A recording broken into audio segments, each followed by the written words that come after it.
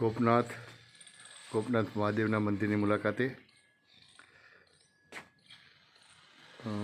ભારતભરમાં જ એક એવું મંદિર છે કે જ્યાં મહાદેવને સફેદ ધજા ચડે છે. બહુ રમણીય સ્થળ છે. એકવાર અચૂક મુલાકાત લેવા જેવું સ્થળ છે. અને સણસંડ પોઈન્ટની વાત કરીએ તો આમ જોવા જઈએ તો એક સૂરજ ઉગતો, બીજો એક ઉપર ઉગેલો દેખાય છે અને બીજો નીચે ઉગતો દેખાય છે. આ દરિયામાં સૂરજનું જે પ્રતિબિંબ પડે છે એનું દૃશ્ય છે.